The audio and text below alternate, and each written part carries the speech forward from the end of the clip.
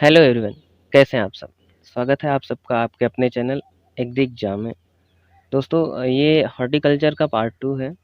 इससे पहले हम लोगों ने पार्ट 1 में पढ़ा बागवानी क्या होती है, हॉर्टिकल्चर क्या होती है, और उसके बाद हमने उसमें पढ़ा फूलों के बारे में। ठीक है।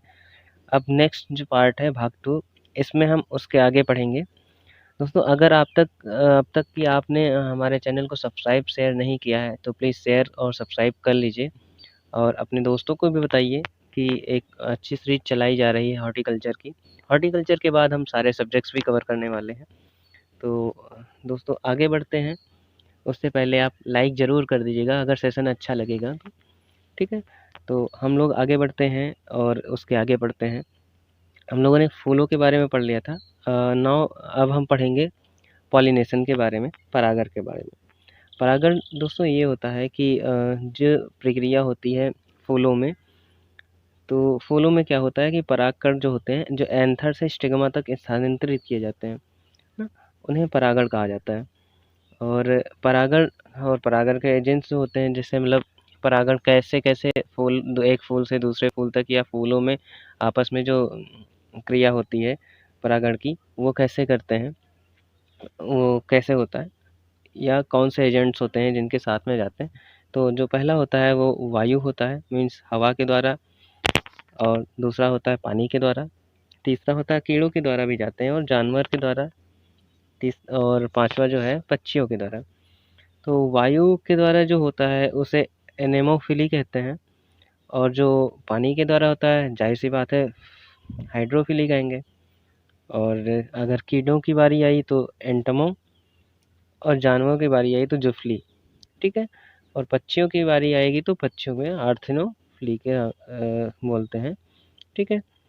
और अगर हम बात करते हैं परागण के प्रकार की, तो परागण करीब 3 प्रकार के एक तरीके से देखा जाता है, जिसमें सेल्फ पॉलिनेशन मीन्स स्वपरागण, और पर परागण, एंड जितन जितनोमोगा जितोनोगामी। ठीक है। तो स्वपरागण के बारे में अगर देखते हैं तो स्वपरागण जब एक ही फूल में एंथर से परागकण जो है स्टिग्मा पर स्थानांतरित होता है ना।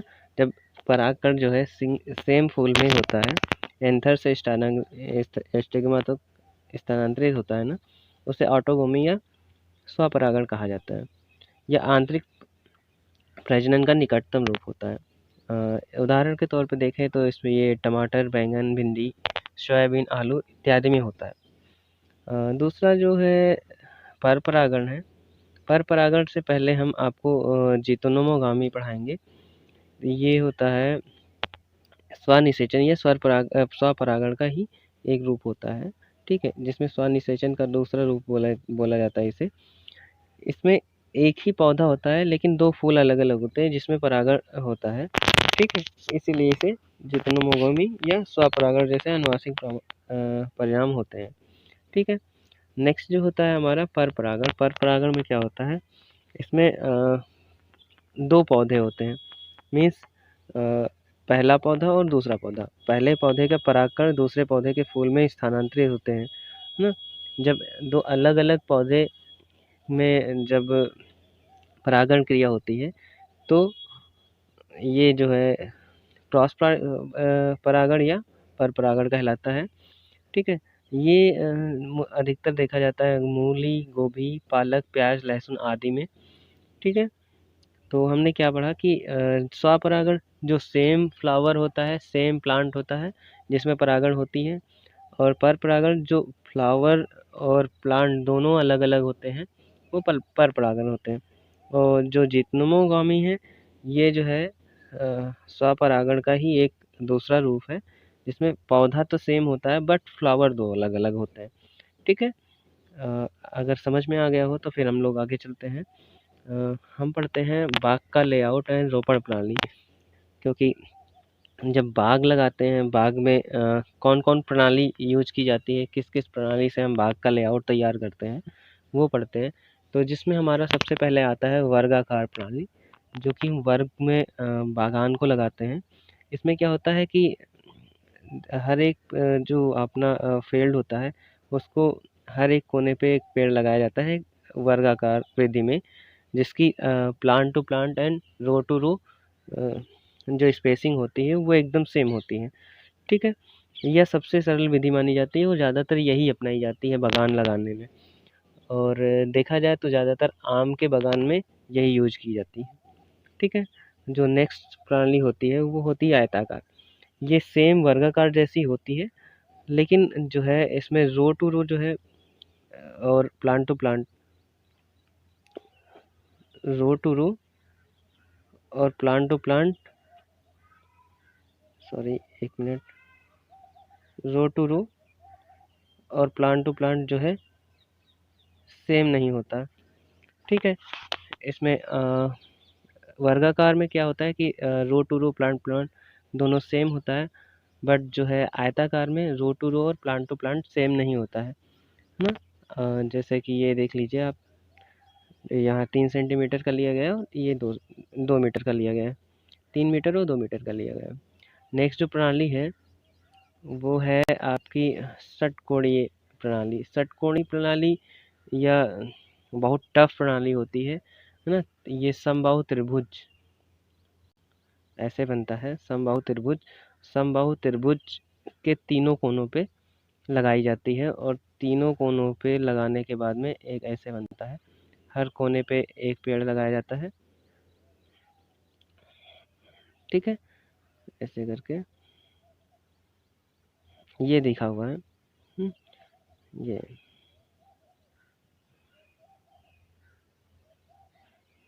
ठीक है, तो ये इसमें 6 पेड़ लगते हैं और 7वां पेड़ जो होता है वो केंद्र में लगता है।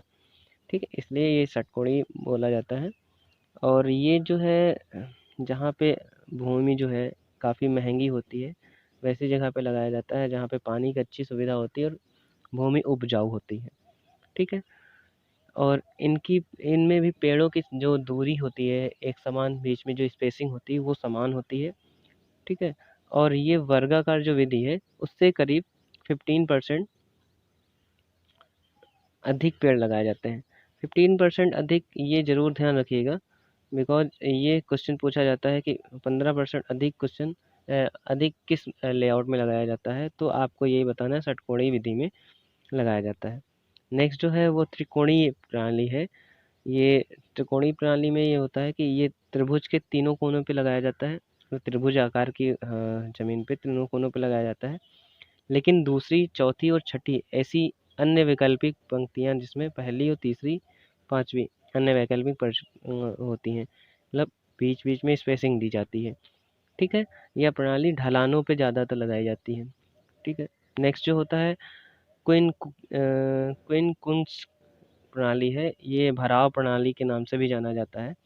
ये सेम जो होती है आपकी वर्गाकार के आकार पे होती है, बट जो है वर्गाकार में जैसे हम लोग चारों कोने पे लगाते हैं, इसमें एक फिलर प्लांट लगाया जाता है जो बीच में लगाया जाता है, इसलिए इसे क्वीन कुंस प्रणाली या भराव प्रणाली भी कहा जाता है। ठीक है, भराव प्रणाली।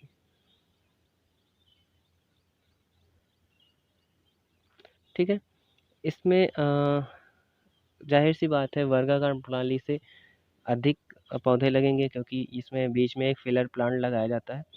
ठीक है, और ये कितना अधिक लगेंगे तो करीब 1.81% जो है वर्गाकार विधि से ज़्यादा पौधे लगते हैं। ठीक है, जो नेक्स्ट है वो समोच्च प्रणाली या कंटूर विधि है। कंटूर विधि जो है ज़्यादातर ढलान या ऊंची पहाड़ियों पे ही लगाया जाता है, या सीढ़ी नुमा आकार की होती है।